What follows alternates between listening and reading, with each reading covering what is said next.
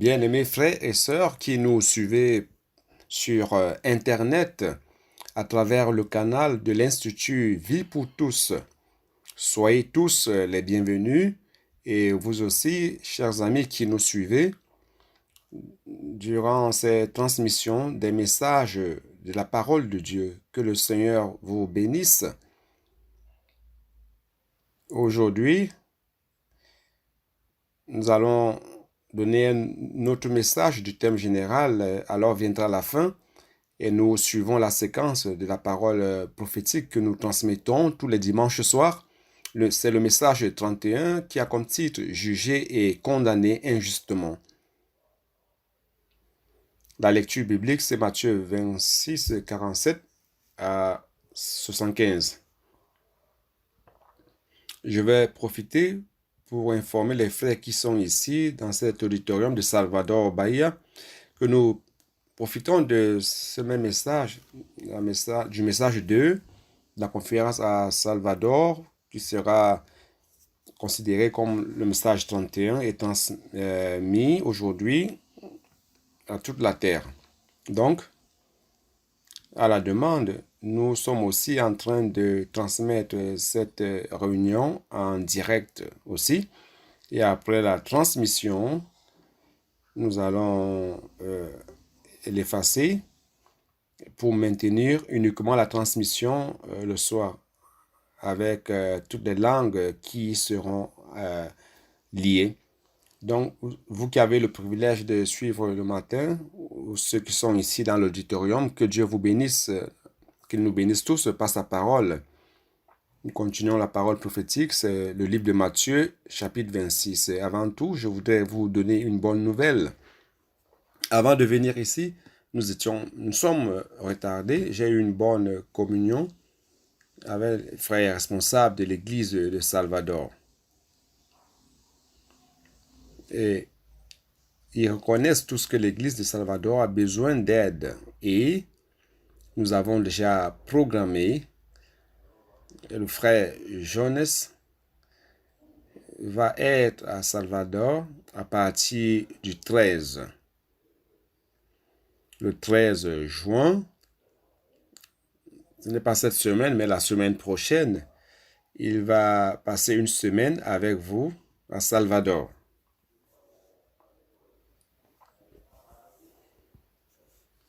Il veut faire une révolution dans l'église à Salvador, appelant des personnes au CPF pour devenir des colporteurs dynamiques et aider aussi l'église à sortir dans les rues pour prêcher l'évangile.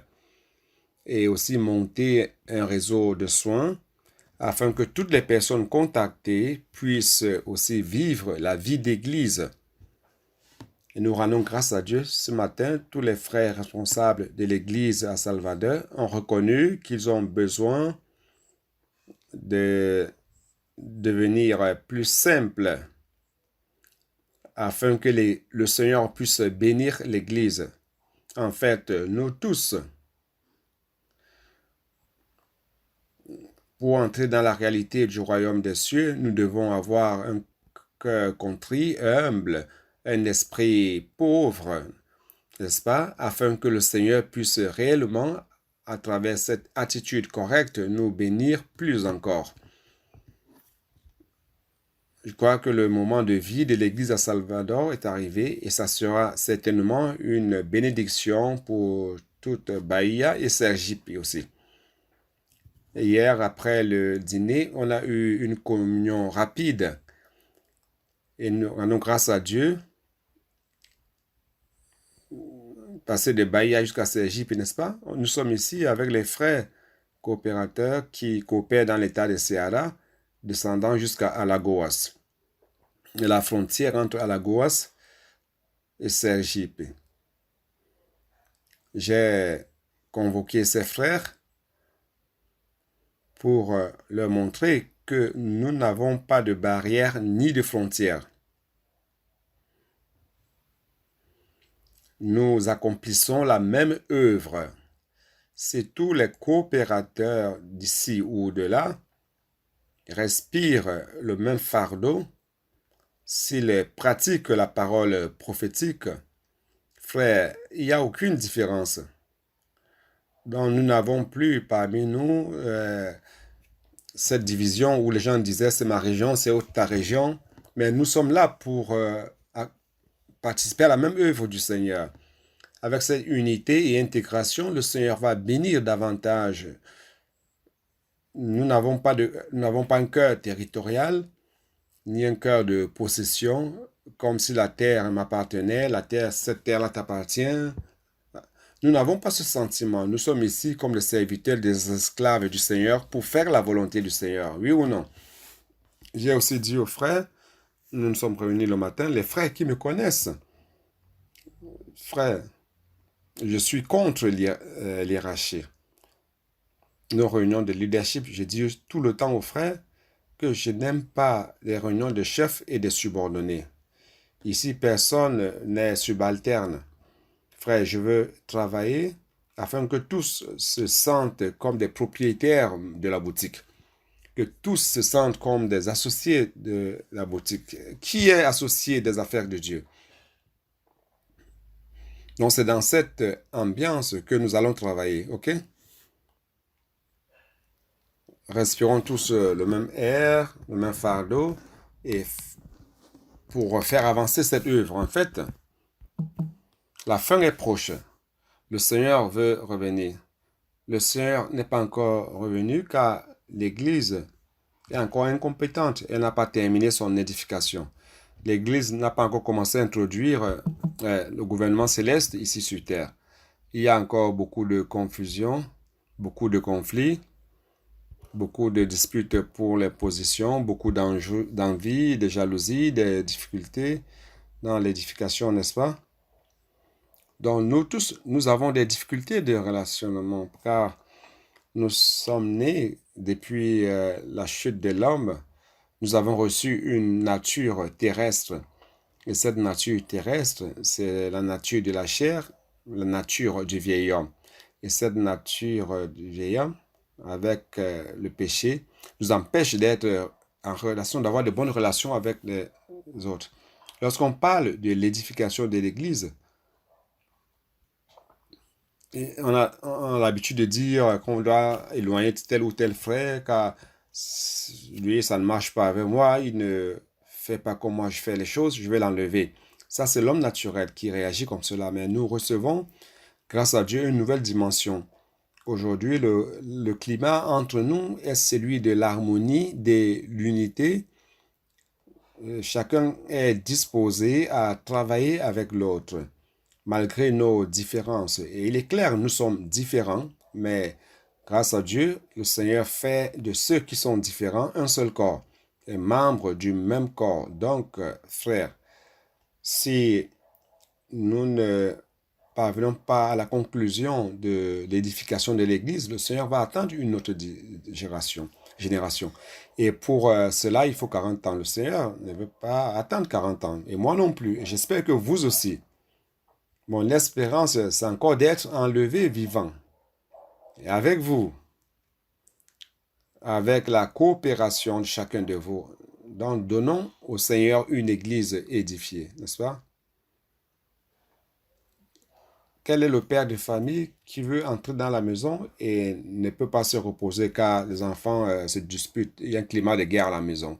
C'est la même chose. Si dans l'église, nous n'avons pas ce moment d'édification de paix, le Seigneur ne se sent pas à la maison et n'a pas de repos. Et nous rendons grâce à Dieu, frère. Je crois que la consolidation de la vie d'église à Philadelphie est très avancée.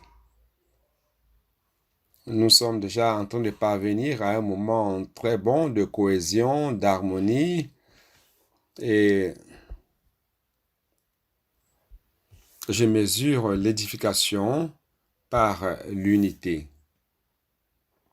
Le Seigneur dit dans Jean 17, allons-y, allons lire. J'aime lire la Bible. Pour qu'on ne dise pas que c'est moi qui parle et non le Seigneur. Alors ici, il est dit, Jean 17, 21, afin que tous soient un. Frère, le travail de Dieu, le travail que Dieu a commissionné Christ de faire, c'est il est loin. Il a une seule tarif. Et cette tarif unique, c'est engendrer l'Église et édifier l'Église. Édifier l'Église doit parvenir à son résultat final. Et ce résultat final, c'est ceci, afin que tous soient un. Afin que tous soient un. Comme toi, Père, tu es en moi, et moi en toi,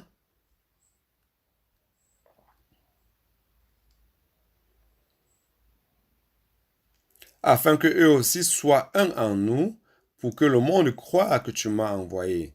Je leur ai donné la gloire que tu m'as donnée, afin qu'ils soient un, comme nous sommes un. Frère, vous comprenez que le produit final de l'édification de l'Église, c'est l'unité.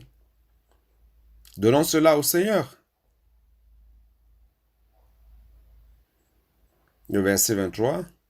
Moi en eux, et toi en moi, afin qu'ils soient parfaitement un dans l'unité. Ça, c'est le travail que le Seigneur, que Dieu est en train de faire parmi nous, frères. Nous sommes différents, mais nous avons besoin les uns des autres. Comme je l'ai montré dans cette illustration, étant ingénieur, et j'ai montré l'exemple avec le béton armé, comme je suis ingénieur civil. D'autres, peut être, il y a le sable, le ciment, les barres de fer, l'armature. On a besoin de ciment, de sable, et on doit être mélangés tous ensemble, coopérer ensemble, et mis dans la forme, la vie de l'Église, qui est le cadre. Et lorsque les réactions chimiques commencent avec l'addition d'eau, nous commençons à nous agglutiner. Alors, une grande chaleur apparaît. Au moment de la chaleur, c'est le moment où nous voulons fuir de la vie d'Église. Ah, je ne supporte pas la chaleur de ces frères. Oh, Seigneur Jésus. Mais il n'y a plus moyen de fuir, n'est-ce pas, justement? Nous sommes déjà dans le coffret. On supporte encore 7 jours. Après 7 jours de réaction, les techniciens appellent ce processus de réaction chimique, de réchauffement, cette chaleur de la réaction chimique doit être refroidie par de l'eau. Donc ce processus, c'est le durcissement du ciment, du béton. Nous avons besoin d'eau pour nous rafraîchir. Seigneur, il fait très chaud, je ne supporte pas ce frère, cette sœur. Mais le Seigneur me rafraîchit avec de l'eau, par de l'eau de l'esprit. Après 7 jours, c'est de support, c'est une période complète. Après cela, j'ai 60% de la résistance finale. Donc après 28 jours, j'ai 85% ou 90% de résistance finale. C'est-à-dire que moi, comme pierre, je ne valais pas grand-chose. Moi, comme sable, je ne sers pas à grand-chose. Moi, comme un fer isolé, je ne sers pas à grand-chose non plus. Mais ensemble, vous et moi, nous sommes édifiés en une colonne ferme. Et nous ensemble édifiés, nous supportons une tonne de charge, n'est-ce pas? Alors, les portes du Hadès ne prévaudront point contre l'Église édifiée. Frère, c'est ce que le Seigneur espère de nous. Accélérons les pas. C'est Jip, Bahia. Accélérons les pas, ok? Laissons de côté notre égoïsme. Laissons de côté nos préférences. Laissons de côté nos choses particulières et soyons édifiés avec les autres. Le plus important, c'est de donner au Seigneur une église édifiée dans laquelle se trouve l'unité réelle, l'harmonie réelle. Cette unité, ce n'est pas juste pour manger de la pizza ensemble, mais c'est l'unité du Père et du Fils et du Père. Amen.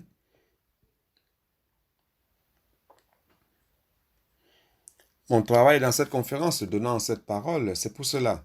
C'est pour cette fin. Je n'ai pas d'autres ambitions.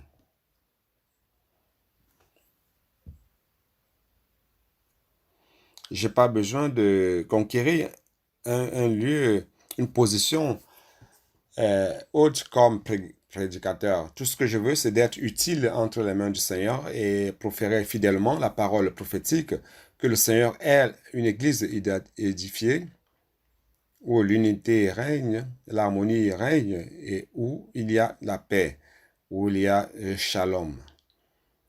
Lorsque tout sera prêt, lorsque tout s'emboîtera, alors le Seigneur reviendra. Et je crois, frère, qu'il ne nous reste pas beaucoup de temps. Le Seigneur reviendra bientôt. Il va revenir bientôt.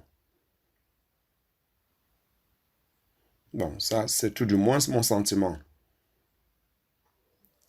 Alors, le Seigneur, après avoir travaillé ici sur la terre, Matthieu 1 à 15, j'ai répété cela, il est venu sur la terre. Non pas comme s'il venait pour être en vacances dans un hôtel ou montant un hamac pour se reposer. Il est venu travailler comme le roi du royaume des cieux au milieu des nations. J'ai lu avec vous la loi du Freitas. Allons lire. Psaume 2, le psaume. Quelle est l'ambiance des nations lorsque Jésus viendra sur terre? Le psaume 2.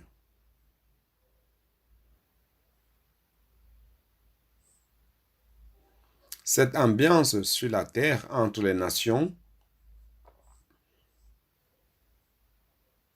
consiste à s'éloigner de Dieu de plus en plus. Plus nous nous approchons de la fin des temps, le sentiment de se délivrer de Dieu, le sentiment anti-Dieu, le sentiment de vouloir se sentir libre des lois de Dieu, des restrictions des lois de Dieu, frère, sera de plus en plus grande.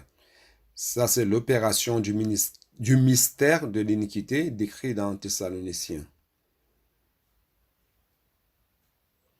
C'est pour cela que le verset 1 de Psaume 2 dit ceci. Pourquoi ce tumulte parmi les nations, ces vaines pensées parmi les peuples?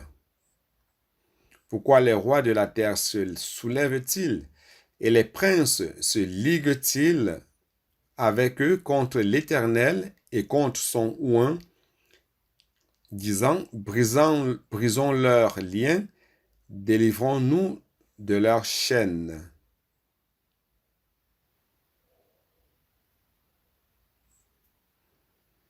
Ce monde est sous la domination du malin. Celui qui domine ce monde,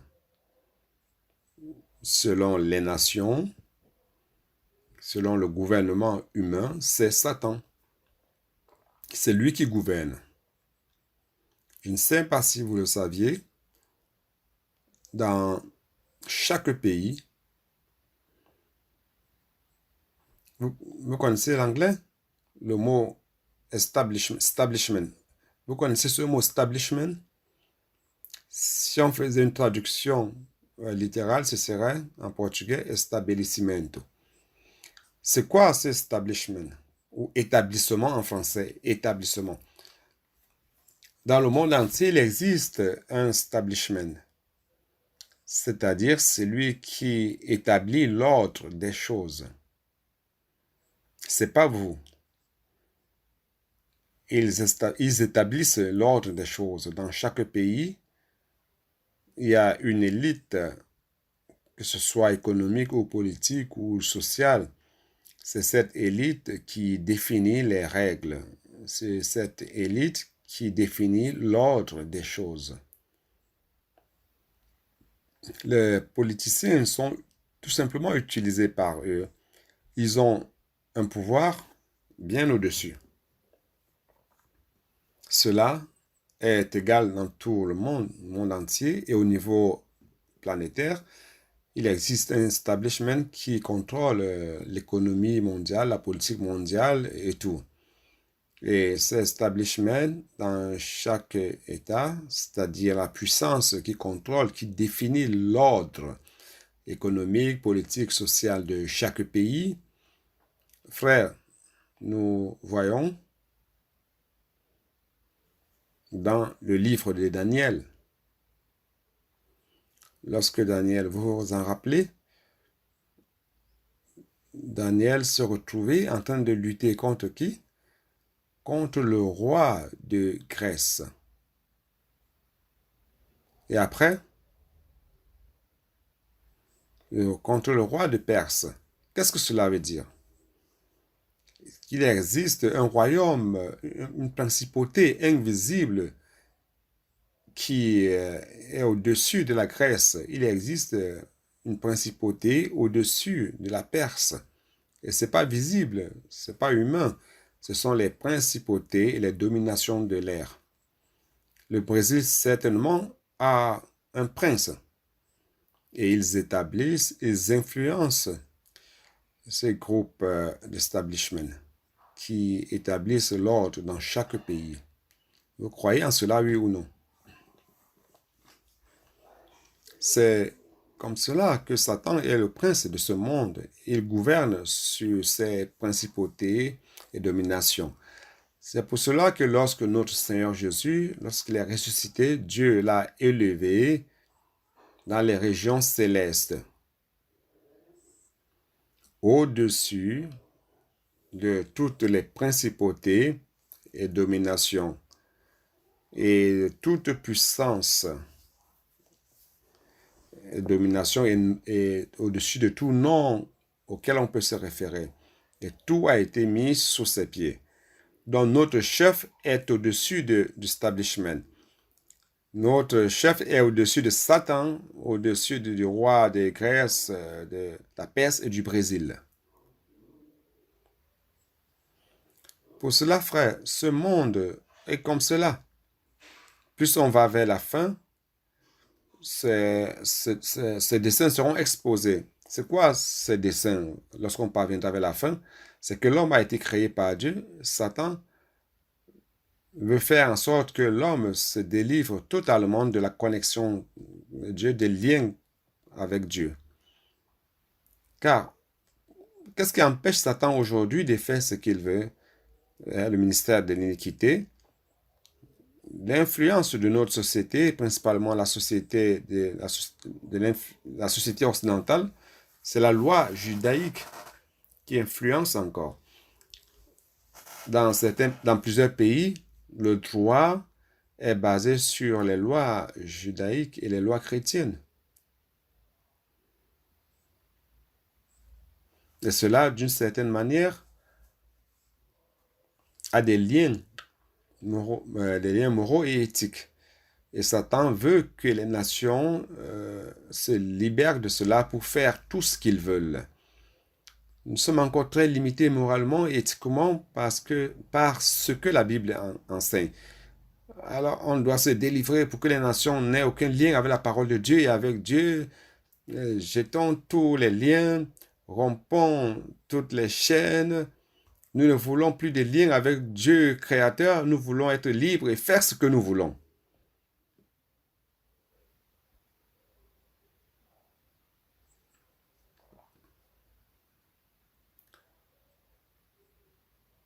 Si vous ne vivez pas la vie d'église aujourd'hui, vous êtes en train de vivre cet autre royaume. Il n'y a pas de point intermédiaire. Ok? Je vais lire de nouveau afin que vous compreniez. Pourquoi ce tumulte parmi les nations? Ils sont fâchés, ils sont... Les gens qui disent, je suis en colère contre les chrétiens, contre les lois judaïques, contre la Bible, contre ceux qui parlent encore de Dieu. N'est-ce pas? Et ces vaines pensées parmi les peuples, pourquoi les rois de la terre se soulèvent-ils et les princes se liguent-ils avec eux contre l'Éternel et contre son oint? Brisons leurs liens, délivrons-nous de leurs chaînes. Celui qui siège dans les cieux rit. Le Seigneur se moque d'eux et dit, qui êtes-vous? Le Seigneur se moque d'eux, puis il leur parle dans sa colère et les épouvante dans sa fureur. En fait, ils sont confus. Ils ne savent pas exactement ce qu'ils défendent. Mais notre Dieu, moi tout du moins, il dit, c'est moi qui ai oint mon roi sur Sion, ma montagne sainte. C'est-à-dire que Dieu a déjà établi le roi sur la terre. Ça ne sert à rien d'essayer de vous délivrer de Dieu pour régner sur la terre à la manière de l'homme. Dieu a déjà établi un roi sur le mont Sion.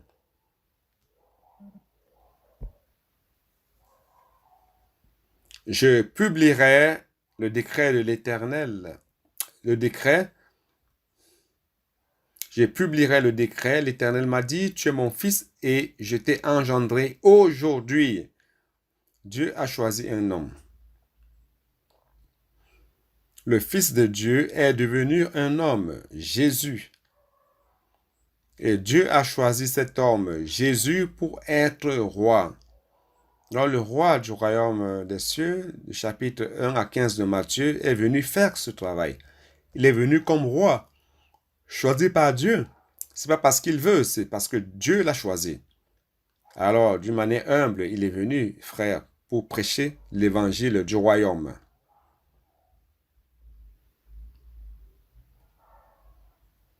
C'est pour cela, après la mort et sa résurrection, Dieu le Père l'a ressuscité et a engendré un fils à partir de l'humanité. Aujourd'hui, je t'ai engendré. Jésus, aujourd'hui, tu es mon fils. Dans l'éternité passée, il était le fils unique du Père, comme Dieu. Mais aujourd'hui, comme homme, il a été engendré, fils premier-né de Dieu, afin d'être roi. Il sera le roi. Il est notre roi. Et Dieu dit au Père, demande-moi. Je te donnerai les nations pour héritage, les extrémités de la terre pour possession. Demande-moi. Fils, demande. Vous avez déjà dit cela à votre fils? Fils, demande, tu peux demander, demande, je vais te donner. Si tu ne demandes pas, je ne te donne pas. Mais si tu demandes, je te donnerai. Et le fils, certainement, a demandé. J'ai lu en Freitas, Psalm 110, le Seigneur a donné. Allons-y, puisque nous sommes dans le psaume, je voulais gagner du temps, mais allons-y. 110. C'est pour cela que le verset 1 et 2 est lié à tout ce que nous avons dit. Parole de l'Éternel à mon Seigneur, assieds-toi à ma droite jusqu'à ce que je fasse de tes ennemis ton marchepied. Donc ces ennemis qui sont relatés dans le psaume 2. N'est-ce pas? Le Seigneur enverra, étendra de Sion le sceptre de ta puissance. Domine au milieu de tes ennemis. Dieu a dit, je t'ai choisi pour être roi. Alors domine sur tes ennemis. Et au verset 3, ton peuple est plein d'ardeur quand tu rassembles ton armée.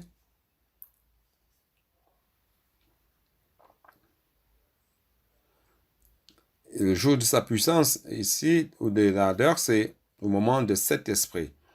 Dieu a initié ce moment et il agit avec cet esprit. Frère, les églises, je ne sais pas pourquoi, l'église est remplie d'un sentiment de se présenter volontairement au Seigneur pour former cette armée. Vous avez été contaminé avec cela?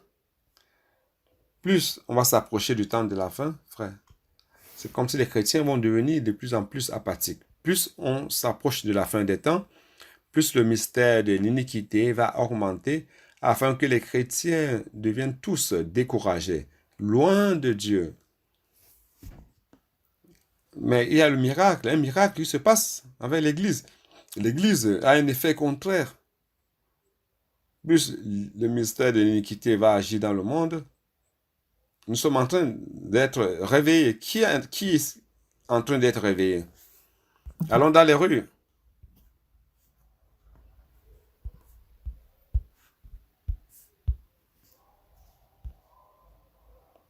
principalement ici à Bahia. Je marche dans les rues, je vois ces statues des faux dieux. Ça me donne une répulsion en moi. Expulsion la domination des ténèbres de cet état. C'est pour cela qu'il a essayé de retarder l'Église ici et il ne va plus le faire. Nous allons avancer.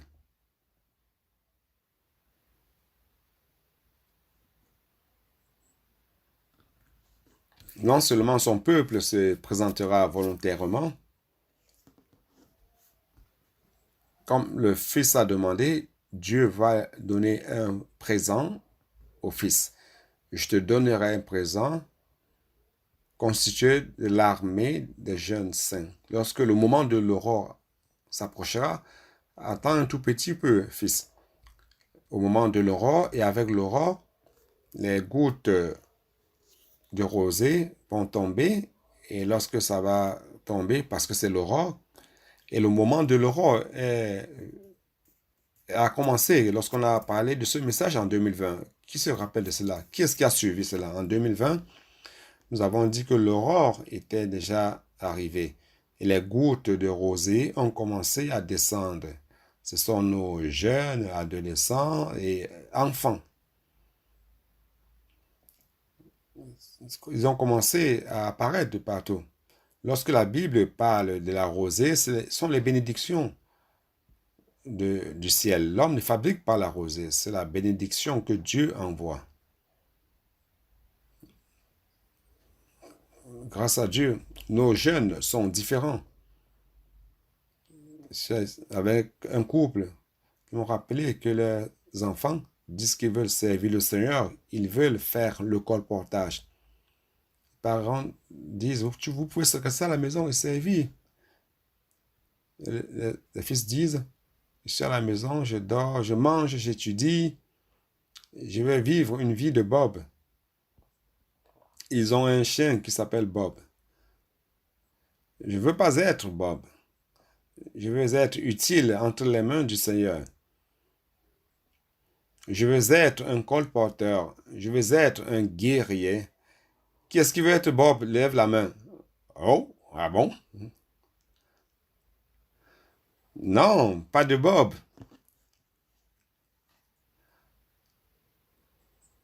Qui veut être guerrier?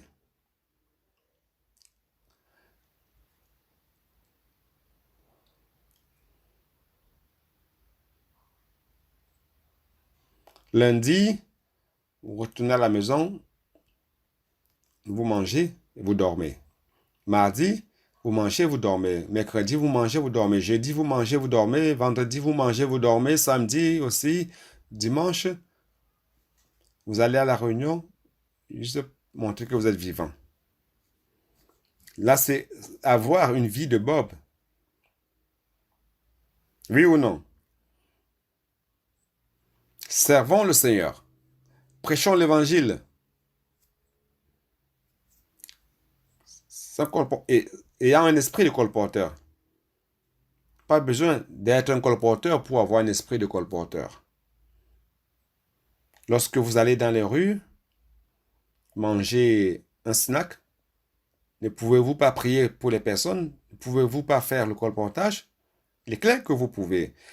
Au poste de service, vous pouvez aussi. Donc, frère, arrêtons d'être Bob à partir de maintenant. Soyons des colporteurs, des guerriers. Le Seigneur veut réunir un groupe de jeunes, une armée de jeunes saints. Très bien. Je suis déjà allé très loin, je dois revenir. Donc, frère, Dieu veut cette vie d'église, que cette vie d'église soit de plus en plus formée. Cette église édifiée va lui donner du repos. Dieu a besoin de repos.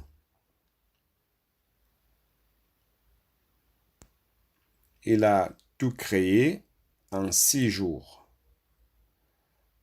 avec la finalité de ce qu'au 7e jour, Dieu trouverait du repos. Dieu a dit, maintenant, je vais me reposer. 6000 ans, frères, se sont écoulés. Nous sommes déjà à l'orée du 7e millénaire. Donc, nous passons du 6e au 7e millénaire. Il est temps de donner du repos à Dieu.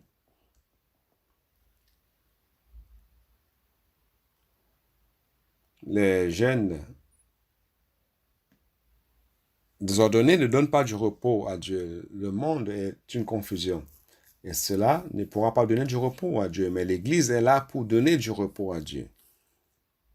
Il est venu sur la terre, il a vu une multitude affligée, fatiguée, sans berger. Il est venu sur la terre, il a vu qu'il y avait que des malades, des infirmes. Pourquoi? Parce que sous ce gouvernement satanique, frère, Satan est en train de punir l'homme. L'homme vit oppression après oppression. Il vit sous la corruption, l'angoisse, la fatigue, oui ou non, l'anxiété. C'est cela que tout le monde vit. Lorsque Jésus est venu ici prêcher l'évangile du royaume, il a dit, vous ne pouvez plus, vous n'avez pas besoin de vivre, continuez à vivre comme cela. Vous pouvez vivre sous le gouvernement du ciel, car celui qui vit sous le gouvernement du ciel a un berger. Il y a quelqu'un qui prend soin de vous. Et le gouvernement céleste, dans ce gouvernement, vous avez la paix. Vous avez une autorité. Frère, c'est cet évangile que nous prêchons. Et arrivé à Matthieu 16, le Seigneur dit maintenant, je vais donc annoncer, je suis fils de Dieu, vivant, j'ai une mission spécifique. Ma commission, c'est d'engendrer l'Église, édifier l'Église. Frère, les portes du Hadès ne prévaudront point contre l'Église édifiée. Et c'est alors que le royaume vient. Frère, c'est ce que nous sommes en train de faire ici. Et à partir de là, il a commencé à réunir un groupe d'appelés qui sont les premiers citoyens du royaume des cieux. Mais durant tout ce temps, frère, avant d'aller à Jérusalem à la dernière semaine, il y avait une patrouille idéologique, religieuse de la part des leaders juifs qui surveillaient Jésus. Disant, tu as violé le sabbat, tes disciples n'ont pas lavé les mains avant de manger, c'est-à-dire quelqu'un le surveillant tout le temps. En fait, il voulait éliminer Jésus, car ces leaders juifs étaient l'establishment du peuple juif à cette époque-là. Et ils avaient entre leurs mains le pouvoir et ne voulaient pas perdre ce pouvoir. Ils s'accrochaient au pouvoir. C'est pour cela que je dis, frère, que malheureusement, l'Église, à partir du 2e siècle, il y a eu des disputes pour le pouvoir. Frère, cela se trouve en l'homme. L'homme veut la puissance, le pouvoir, des places privilégiées, n'est-ce pas? Mais le Seigneur veut mettre fin à cela.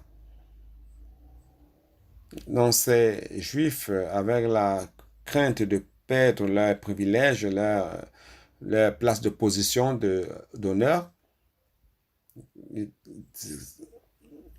ceux qui font des lois, et ils voulaient éliminer Jésus. Qu'est-ce que Jésus a fait de mal?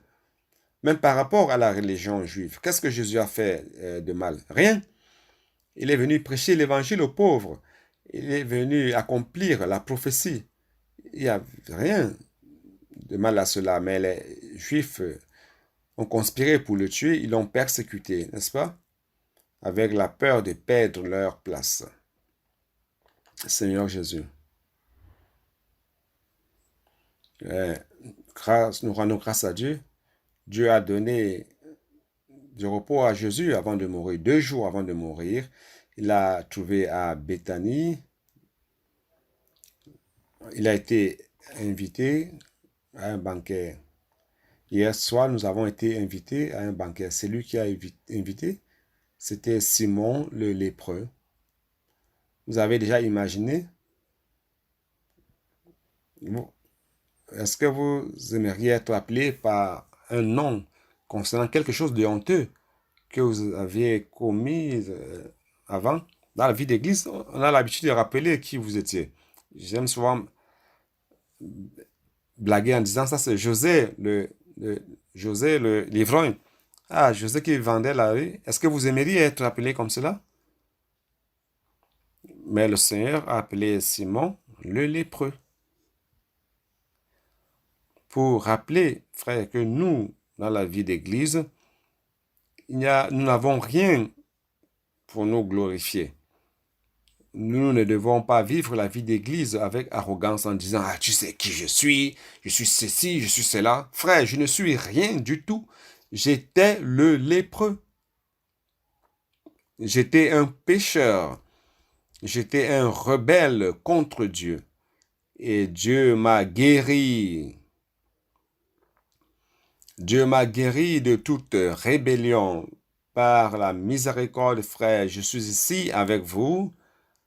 Je suis Simon le lépreux, un pécheur qui a reçu la grâce. Un pécheur qui a reçu la grâce. Ça, c'est mon histoire. Je vois la croix. Je suis un pécheur qui a reçu la grâce. Je suis un pécheur qui a reçu la grâce. Et le deuxième élément, c'est Lazare. Lazare aussi n'avait pas une bonne renommée. Il était malade et il est mort. Et après presque 4 jours de mort, il puait déjà et Dieu est allé le ressusciter. Lazare sort de la tombe et il en est sorti. Nous étions tous morts dans nos délits et péchés. Lorsque nous étions dans le vieil homme, frère, nous étions morts. Ce que nous pratiquions était laid. Ce que nous pratiquions sentait mauvais.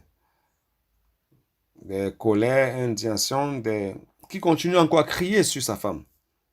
Aïe, aïe, aïe, aïe. Il faut arrêter de crier, ok?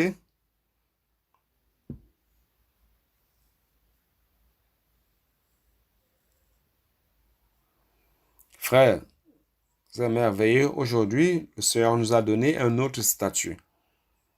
À travers sa mort et résurrection, nous sommes devenus le nouvel homme.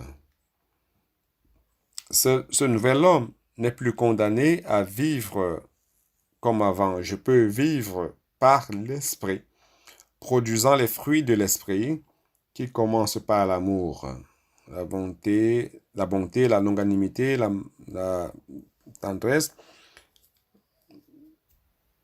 la maîtrise de soi. Frère, quel privilège! Je n'ai rien fait. Dieu m'a ressuscité avec Christ. C'est pour cela que je sers l'Église comme Marthe. Je ne suis pas là pour dire, frère, frère, combien d'années j'ai servi dans l'Église? Pas besoin de dire cela, frère.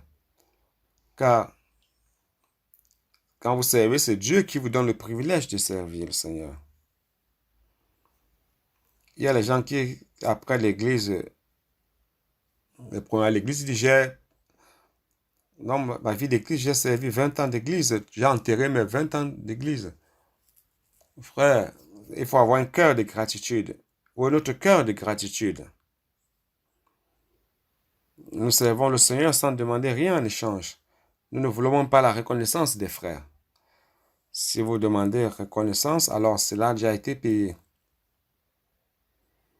Oui ou non?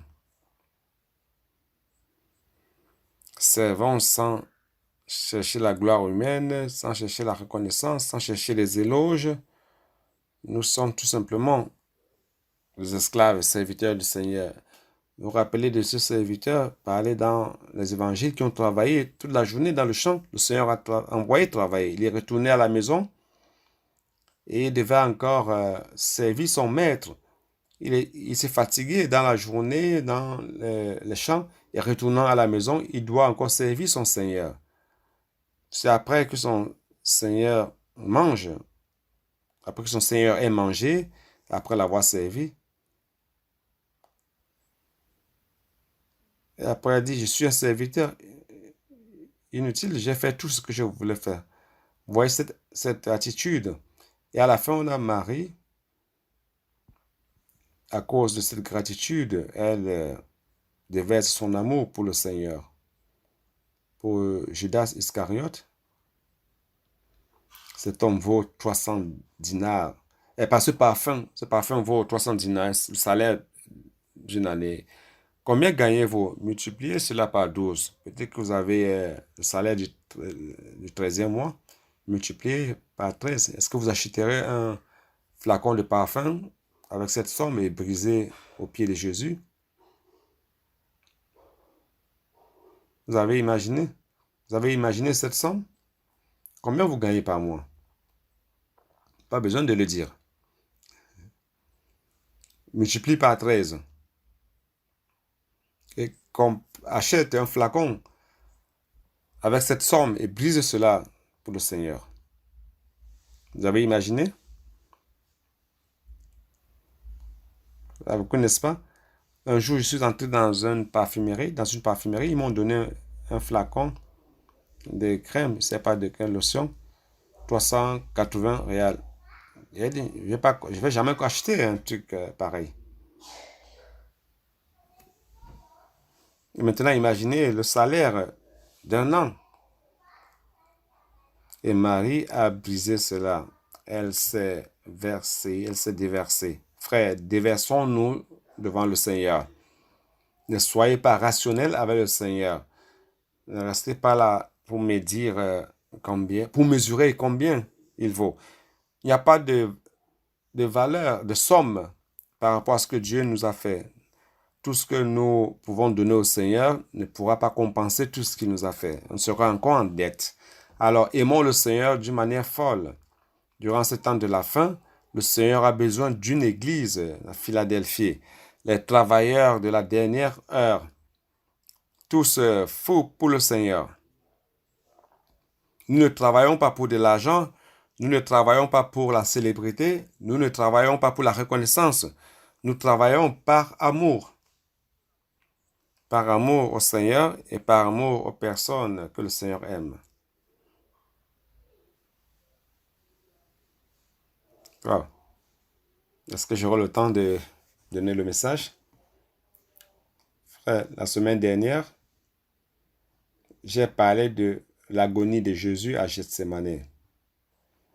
Jésus, à cause de nous ou pour nous,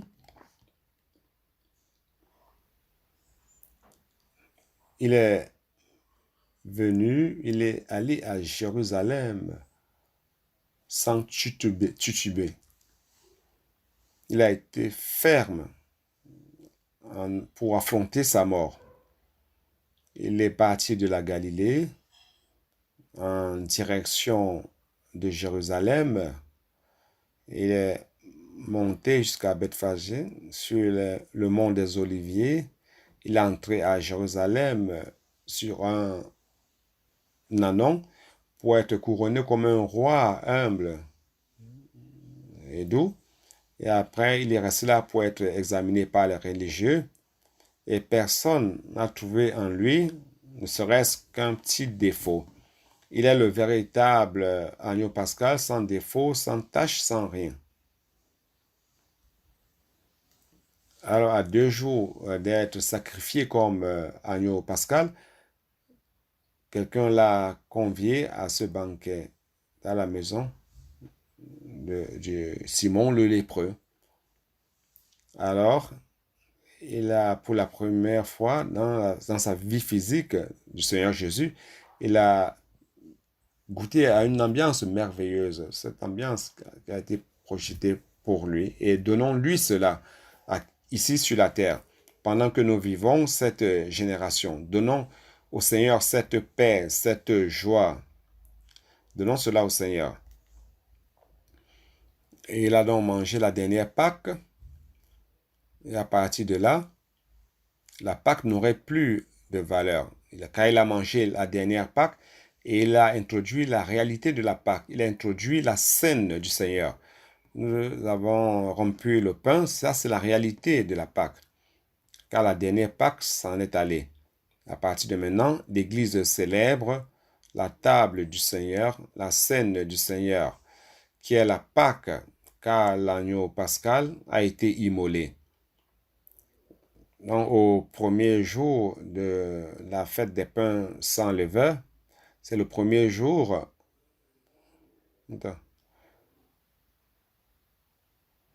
C'est le jour où l'agneau serait immolé. Et lorsque l'agneau serait immolé, alors 7 jours de fête, c'est le premier jour de 7 jours de fête, la fête des pains sans levain. C'est-à-dire que lorsque l'agneau serait immolé, alors c'est le début d'une période complète. Parce que l'Église qu'il aurait engendrée par sa mort et résurrection commencerait une vie d'Église. C'est une période complète de la vie d'Église en fête. Donc, frère, la vie d'Église, c'est une vie de fête. Et la fête ici, c'est pas avec du ferment. Avant, lorsque nous étions des lépreux, nous vivions avec le ferment de la méchanceté, de la malice. Nous vivions dans cette ambiance-là. Mais maintenant, non. Maintenant,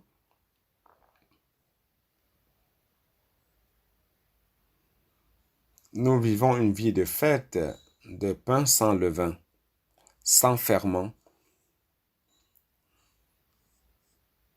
avec des pains sans levain, de sincérité et de vérité. Notre vie est une fête. Mais cette fête est instituée, elle est proportionnée à la mort de Christ. Donc Christ est mort, mais avant de mourir, après avoir instauré la scène, il a dit aux disciples, allons au jardin de Gethsémani. Gethsémani, c'est le lieu où il amenait les disciples, soit pour la prière, soit pour des moments de repos. Et ça se trouvait sur le pied du mont des Oliviers, du côté oriental du temple, passant par la vallée de Cédron. Et je vous ai dit la semaine dernière que Jésus, verset 37 de Matthieu 26, qui dit ceci, il prit avec lui Pierre et les 2 fils de Zébédée, et il commença à éprouver de la tristesse et des angoisses. Donc ici, le mot tristesse, nous comprenons cela. Je voudrais vous dire quelque chose. Jésus a traversé ce moment difficile en tant qu'homme. Nous avions une impression erronée de ce que Jésus étant Dieu ne connaît pas les problèmes de souffrance. Et que Jésus ne vit pas ces choses inhérentes à l'homme. C'est pas vrai. Jésus est venu sur terre pour vivre une vie d'homme normal. Alors, il a été rempli de tristesse et d'angoisse. Ici, le mot angoisse en grec, c'est un mot qui est très fort. Et cela, c'est lié à ça veut dire dépression, ce mot. Donc, Jésus est arrivé à ce point culminant de la pression émotionnelle au point de parvenir à l'angoisse de la dépression. Le verset suivant dit, il a dit alors, mon âme est triste jusqu'à la mort. Donc, frère, ces moments difficiles que Jésus a connus à Gethsémani, frère, je pense que c'est pas mon portable, n'est-ce pas?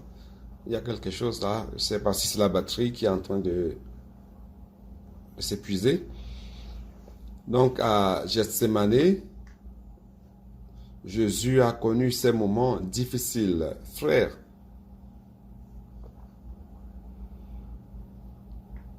je vous ai dit que ces gouttes de sueur coulaient comme des gouttes de sang. Cela se produit lorsque l'homme est extrêmement sous la pression, avec des problèmes émotionnels très forts. Donc Jésus a traversé cela par amour pour nous, afin qu'il puisse vous comprendre. Lorsque tu es dans un moment difficile, le plus souvent, étant dans un moment difficile, nous nous disons que Dieu ne peut pas nous comprendre. À cette fois-ci, Jésus ne va pas savoir, ne va pas connaître, ne va pas me comprendre. Et cela n'est pas vrai parce qu'il te comprend, il a expérimenté tout ce que l'homme peut connaître. C'est pour cela que la parole dit que nous avons un souverain sacrificateur qui peut avoir de la compassion par rapport à nos problèmes, car il a souffert comme nous aussi pour pouvoir aujourd'hui nous aider. Oh Seigneur Jésus. Très bien. Oh Seigneur Jésus, qu'est-ce que je fais? Je continue, oui ou non?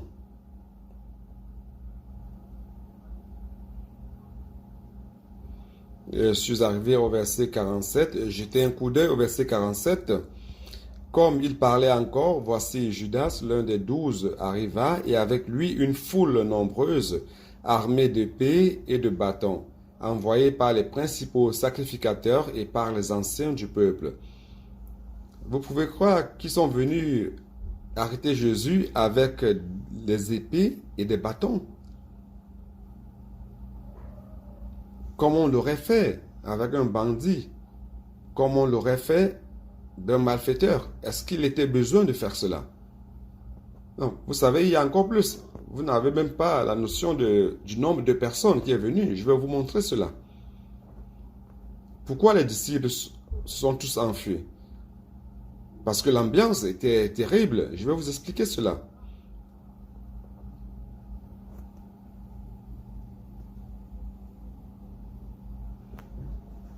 Chapitre 26, versets 3 et 4, nous avons vu que les principaux sacrificateurs et les anciens du peuple s'étaient réunis dans la cour du souverain sacrificateur et ont délibéré pour prendre Jésus par ruse et le faire mourir. C'est-à-dire que cela était déjà déterminé.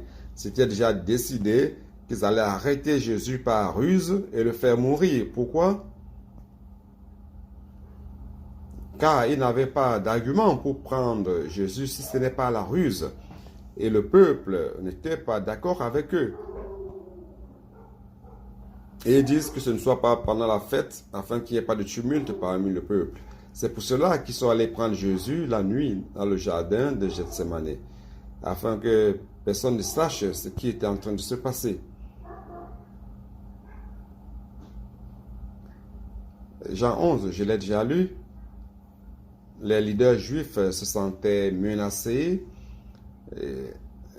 Ils avaient peur de perdre leur crédibilité devant le peuple et devant les Romains aussi, sur le verset 47-48 de Jean 11, afin de ne pas perdre leur place, car les Romains allaient les éloigner pour mettre d'autres leaders. Ils avaient peur. Donc, un de 12, appelé Judas Iscariote, il est intéressant de voir que Matthieu parle de un de 12. Et Matthieu veut l'appeler un des 12. Qu'est-ce que cela veut dire? Ça veut dire que pour Matthieu, c'est très douloureux de voir un des 12 trahir Jésus. Quelqu'un qui a marché avec Jésus. Quelqu'un qui a été complice de Jésus.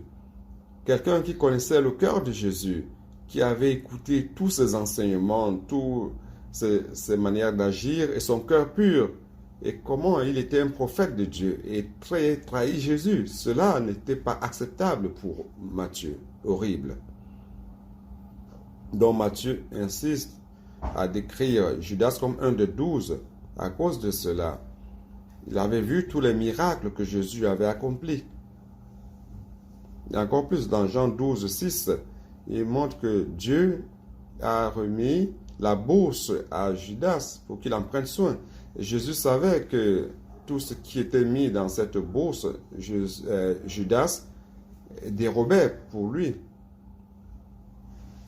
Dieu a donné la bourse aux voleurs. C'est un peu comme donner le berceau à Hérode. Oh Seigneur Jésus.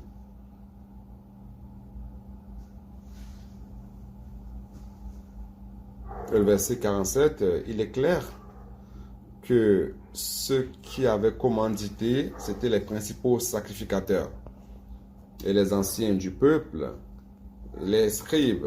C'est dans Marc 14, 43. Les principaux sacrificateurs, les anciens du peuple et les scribes. Et dans l'enregistrement de Luc, ça vaut la peine de lire. Dans la lecture de Matthieu 26, on a l'impression que les principaux sacrificateurs n'y étaient pas et qu'ils avaient seulement envoyé leurs serviteurs. Les travailleurs du Sanhédrin, ils sont allés aussi. Dans 22, 53, jetez-y un coup d'œil. Luc 22, 53. 52, pardon. Jésus dit ensuite aux principaux sacrificateurs, c'est-à-dire que Jésus leur a parlé, ça veut dire qu'ils étaient présents. Jésus dit ensuite aux principaux sacrificateurs, aux chefs des gardes du temple et aux anciens qui étaient venus contre lui, vous êtes venus comme après un brigand avec des épées et des bâtons. J'étais tous les jours avec vous dans le temple et vous n'avez pas mis la main sur moi. Mais c'est ici votre heure et la puissance des ténèbres. Cela est très fort, n'est-ce pas? Alors ils sont venus prendre Jésus avec des épées et des bâtons. Jésus a été remis aussi à Pilate. Jetez un coup d'œil dans Jean 18, verset 30. Lorsqu'ils ont remis Jésus à Pilate, ils ont dit en tout mot que Jésus était un malfaiteur. Chapitre 18 de Jean, verset 30. 29 dit ceci. Pilate sortit donc pour aller à eux. Et il dit, quelle accusation portez-vous contre cet homme? Ils lui répondirent, si ce n'était pas un malfaiteur, nous ne te l'aurions pas livré. Donc, Jésus a été remis comme un malfaiteur, c'est-à-dire un bandit.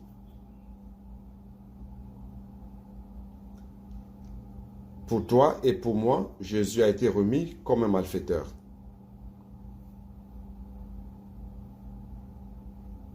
Et dans l'enregistrement de Luc 22, verset 21-22, jetez-y un coup d'œil, Luc 22.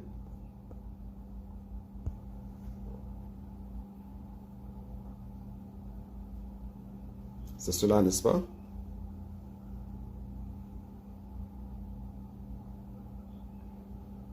Cependant, voici la main de celui qui me livre est avec moi à cette table, n'est-ce pas? Le Fils de l'homme s'en va selon ce qui est déterminé, mais malheur à l'homme par qui il est livré. Jean 3. Jetez un coup d'œil dans Jean 3, 27-30, qui dit ceci.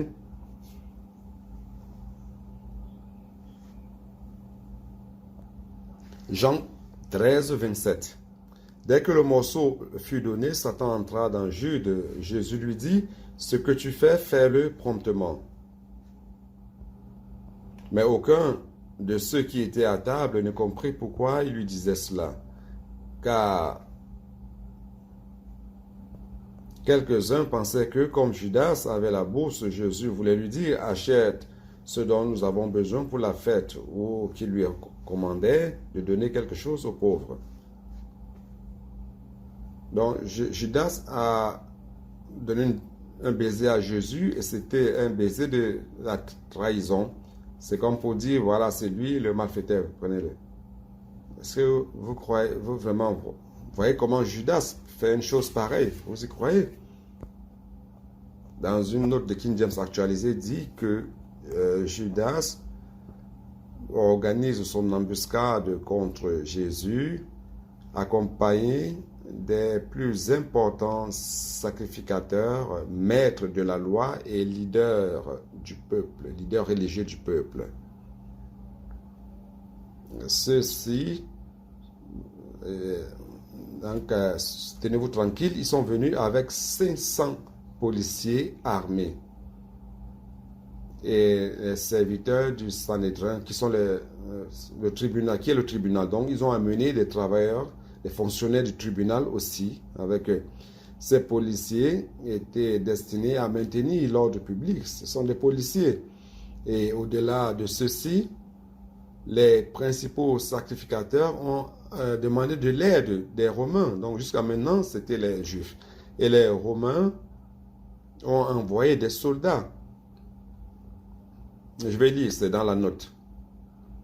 Des soldats spéciaux de la cour romaine venant de la forteresse d'Antonia.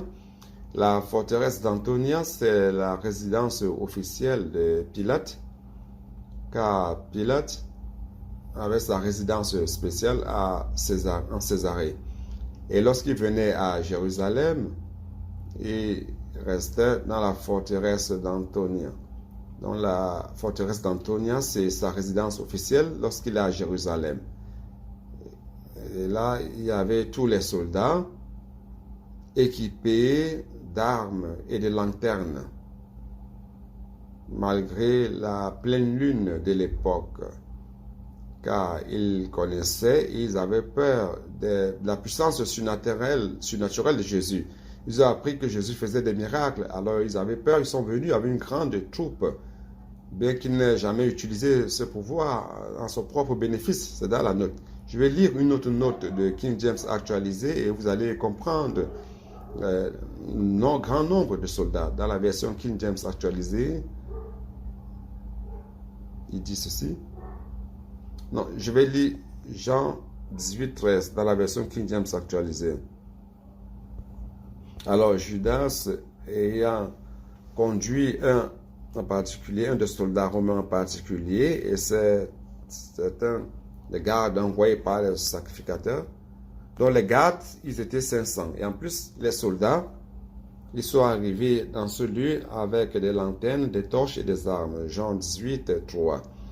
Donc la note explique que en particulier, un peloton était composé de 760 hommes de l'infanterie et 260 de la cavalerie pour justifier la présence d'un commandant, un officier commandant. Donc, s'il y a un commandant, il faut qu'il y ait toute cette force en présence. 760 hommes de l'infanterie et 260 de cavalerie. Et donc, l'officier commandant y était. Les Juifs s'attendaient à une résistance armée. C'est pour cela qu'ils ont demandé l'aide des Romains. Donc 500 policiers de la part des sacrificateurs et presque 1000 soldats. Frère, vraiment, frère, ils avaient vraiment peur de Jésus. Hein? Vous essayez d'imaginer un peu cette ambiance à Gethsémani. C'est pour cela que les disciples ont fui. Ils s'en sont allés. Et Amir, tu t'enfuirais aussi, n'est-ce pas?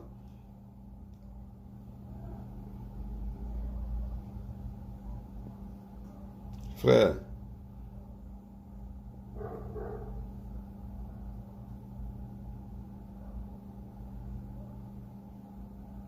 Donc Jean 18, 15. King James actualisé. La cohorte, le tribun et son commandant, c'est-à-dire que le commandant était présent, le tribun, le commandant. Donc il faut qu'il y ait à peu près 5000 soldats. Et les huissiers des Juifs se saisirent alors de Jésus et le lièrent. Est-ce qu'il était nécessaire tout cela, l'attacher?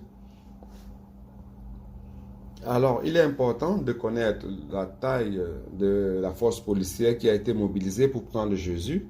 Et tout cet apparat militaire a fait peur aux disciples. Vous voyez dans le verset 56 de Matthieu 26. Matthieu 26, verset 56.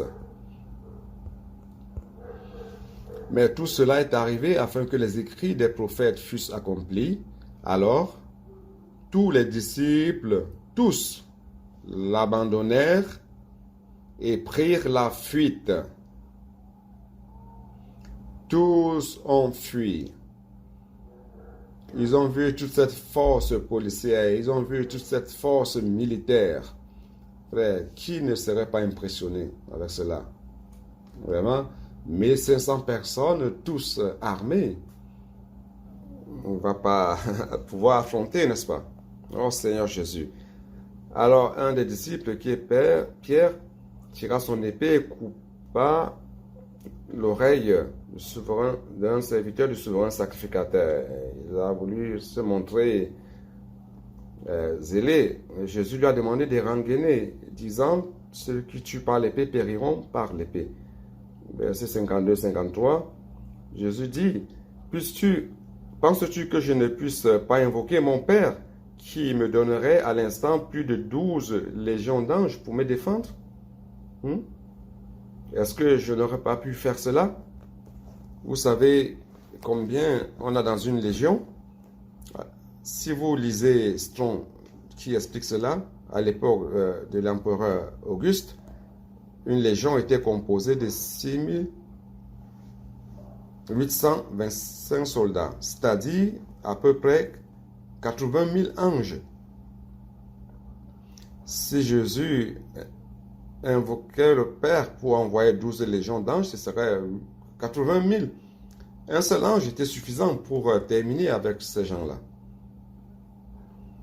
Mais si Jésus voulait se défendre, alors qu'en serait-il de nous? Qu'en serait-il de nous? Nous serions restés dans la mort, dans le péché. Et frères, grâce au Seigneur, et c'est dans le verset 54, n'est-ce pas? Matthieu 26, 54. Comment donc s'accompliraient les Écritures, d'après lesquelles il doit en être ainsi? Frère, le Seigneur a prié dans le jardin de Gethsémane, Père, si possible, éloigne de moi cette coupe, mais que ta volonté soit faite et non la mienne. Frère, ce qui faisait réellement souffrir Jésus, ce qui le rendait angoissé en passant par tout ce qu'il a connu, ce sont trois choses, la dépression et tout. Il ne s'agit pas seulement de la souffrance physique, ce sont trois choses que je voudrais vous rappeler. Premièrement, Jésus souffrait, frère, parce qu'il allait boire de la coupe de la colère de Dieu. Jésus n'a jamais rien fait qui aurait suscité la colère de Dieu contre lui. Jésus n'a jamais eu une mésentente contre Dieu le Père, n'est-ce pas? Et à partir de ce moment-là, il allait boire toute la colère, la coupe de la colère de Dieu. En fait, la colère de Dieu contre les pécheurs, contre toi et contre moi. Et cela allait être orienté, toute cette colère allait être orientée vers Jésus. Et ça, c'était sa souffrance. Vous le saviez? Il n'a jamais déplu au Père. Et en deuxième lieu, après 3 premières heures de sa crucifixion, tout d'un coup, Dieu l'a abandonné. Et il crie, mon Dieu, pourquoi m'as-tu abandonné? Pourquoi? Parce qu'en lui étaient concentrés tous nos péchés. Dieu l'a fait devenir péché à notre place. Donc, Dieu a abandonné Jésus pour la première fois de sa vie. C'était la souffrance de Jésus. Et le troisième motif pour lequel Jésus était dans l'angoisse, c'était qu'il pleurait afin qu'il ne soit pas abandonné dans la mort. Ça, c'est dans Hébreu. Qu'il ne soit pas abandonné dans le péché. Alors, je pense que c'est la batterie qui est en train de s'épuiser. Donc, frère, grâce à Dieu,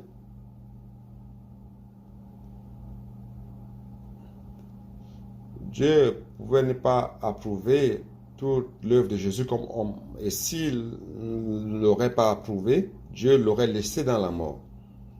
Mais nous rendons grâce à Dieu, car il a été l'homme approuvé par Dieu. Dieu l'a ressuscité d'entre les morts. Frère, n'est-ce pas cela est merveilleux? Alors la souffrance de Jésus, c'est pour qu'aujourd'hui son Église puisse expérimenter la mort et la résurrection et que nous puissions vivre dans la résurrection. Oh Seigneur Jésus. Il est quelle heure? Je pense que je vais m'arrêter. Je n'ai pas terminé, mais je pense que vous avez pu comprendre plus ou moins mon fardeau pour montrer que Jésus a traversé tout cela pour nous. Alors, frère,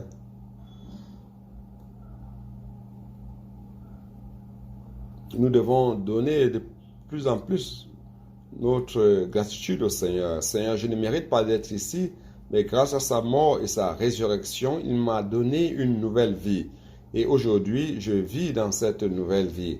Et aujourd'hui, je veux consacrer toute ma vie au Seigneur. Je veux implanter le royaume ici sur terre et ramener le royaume et payer le prix qu'il faut pour m'édifier avec les frères et donner ce temps de fraîcheur au Seigneur, d'harmonie, d'unité, de paix, afin que le Seigneur aujourd'hui même puisse expérimenter le repos dans son Église. Et ainsi l'Église à Philadelphie s'est édifiée. C'est ça notre tâche. Nous n'allons jamais abandonner sa parole prophétique, et nous devons avoir l'amour révérend par rapport à la parole. Vous savez ce que cela veut dire? Avoir de la révérence. Chaque fois que Dieu parle, waouh, crainte et tremblement. Il ne s'agit pas seulement d'écouter la parole faisant d'autres choses. Il y a les gens qui écoutent la parole regardant le match de football. D'autres qui écoutent le message de manière superficielle. Frère, ayons un amour révérend, ayons de la révérence. Waouh, Dieu est en train de parler. Écoutons ce que Dieu est en train de dire. Donc, avoir l'amour révérend à la parole et ne pas renoncer au nom du Seigneur. Ne jamais arrêter de dépendre du Seigneur, invoquant le nom du Seigneur. Et Dieu promet à cette Église qu'il nous gardera à l'heure de l'épreuve qui viendra. Lorsque la grande tribulation viendra, c'est la fin, alors cette Église sera enlevée. Frère, ma responsabilité s'arrête là. Je ne sais pas si vous le savez, durant un des voyages à Minas Gerais, lorsque je suis allé visiter l'Expo Livre à Catacoas, j'étais avec Maurice et avec certains frères là-bas. Dans le bus, j'ai posé la question au Seigneur. Seigneur, dis-moi concrètement, quel est mon rôle ici? Qu'est-ce que je dois faire d'une manière concrète? Le Seigneur m'a répondu de la manière suivante. Introduire mon peuple dans la bonne terre de Canaan. Donc ma tâche s'arrête lorsque l'église de Philadelphie sera enlevée. Jusqu'alors, je vais donc m'efforcer, je vais transpirer, je vais épuiser ma voix. Et vous aussi. Et nous allons sortir, prêcher l'évangile, amener du matériau pour l'édification de l'église. Donnons au Seigneur ce lieu de repos, une église merveilleuse, remplie d'harmonie et de paix. Jésus est le Seigneur. Amen.